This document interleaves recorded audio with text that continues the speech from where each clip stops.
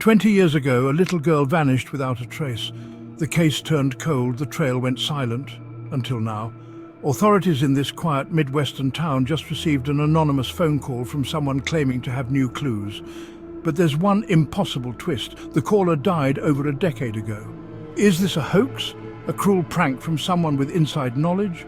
Or did the missing girl's abductor somehow orchestrate this call?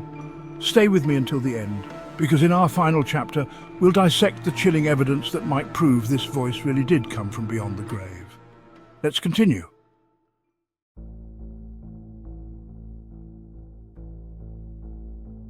The year was 2003, in the suburban outskirts of Wickfield, Ohio. 7-year-old Morgan Hale was last seen riding her bike around 3 in the afternoon, heading to a friend's house just 5 streets away. She never arrived. By dinner time, her mother panicked. Neighbors scoured the neighborhood, combing through parks and alleyways. No luck. Law enforcement launched a massive search. Flyers, press conferences and door-to-door pleas yielded nothing but a few vague sightings. Some claimed they saw Morgan get into a dark-colored car, but no one could identify the driver.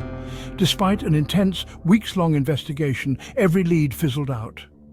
Eventually, the case went cold.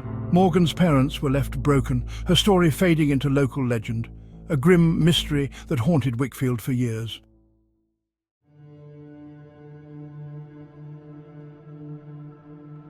Fast forward to 2023. Just as Morgan's name had slipped into the shadows of unsolved files, Wickfield PD's tip hotline lit up with a jarring call. The voice on the other end belonged to Bethany Myers, a self-proclaimed medium who sounded terrified. She claimed she'd picked up her home phone, a landline she rarely used, and heard a child's voice say, "I'm still here." Within seconds, the call cut out. Caller ID showed nothing but a string of zeros. Bethany recognized the child's voice from an old local news segment. She believed it was Morgan. Police initially dismissed it as a cruel prank, but then Bethany played them a choppy recording she'd made with her cell phone, the faint words, "I'm still here." And behind it a second muffled voice, one that might belong to an adult male. Here's the real shocker. Soon after, the phone lines traced the call back to an old disconnected number. The subscriber on record, Morgan's late grandfather, who had died in 2012. Investigators confirmed no one had used that number for years. It had been deactivated and reassigned to a different region entirely.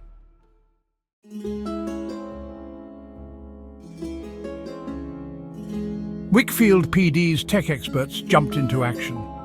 They ran phone company traces, examined possible spoofing methods, and even consulted with the federal cybercrime unit. No conventional explanation could justify how a deactivated landline, last registered to a deceased man, placed an active call. Some suggested the call could have been hijacked or cloned by a savvy hoaxer. Others believed the phone company logs were tampered with. But investigators found no traces of hacking or manipulation. The entire record simply looked as if the call was placed from that old number, on the night Bethany received it. Morgan's mother, now in her 50s, was so shaken she refused to speak publicly. But a source close to the family revealed she recognized the faint timbre of that child's voice. It genuinely sounded like her daughter. Was it possible Morgan was still alive? Or was someone using advanced tech to torment a grieving family? Meanwhile, conspiracy forums exploded with supernatural theories, some proclaiming that Morgan's grandfather had reached out from beyond the grave, trying to help find his lost granddaughter.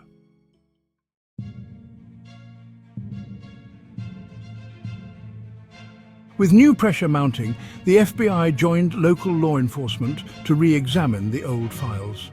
They looked at the original suspects, re-interviewed neighbors, and even scoured the family's storage for forgotten artifacts from 2003.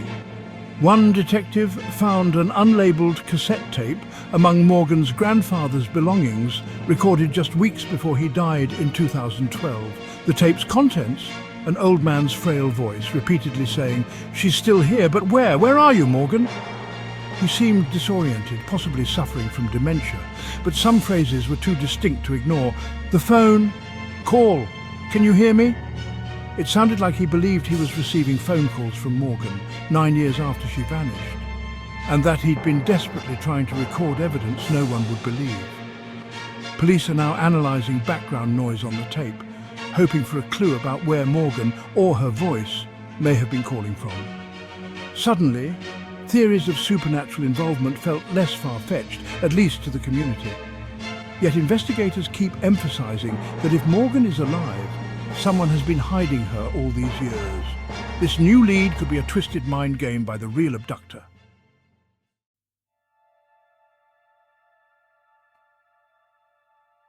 Was the phone call a desperate cry from a girl lost to time? Or an elaborate hoax orchestrated by someone close to Morgan's family? Could her grandfather's final recordings be proof that she's alive? Or was he just a grieving man clinging to impossible hope? For now, Wickfield PD insists they'll pursue every possible angle, psychic or scientific, living or dead, until they find answers. Morgan's disappearance has haunted this town for 2 decades, and the possibility that she's out there somewhere has rekindled old sorrow and new determination. Thank you for watching. Do you believe in supernatural communication, or is this just a high-tech deception? Let us know your thoughts in the comments. And if you're eager for more cases that challenge the boundaries of truth, join us next Saturday for the most suspicious deaths in history. We'll explore shocking controversies, from Marilyn Monroe to Bruce Lee, Jeffrey Epstein and Princess Diana, each a case that set the world on fire with whispers of conspiracy and cover-ups. You won't want to miss it. To quote Mats Fredriksson, some voices refuse to be silenced, whether they echo from the living or the dead.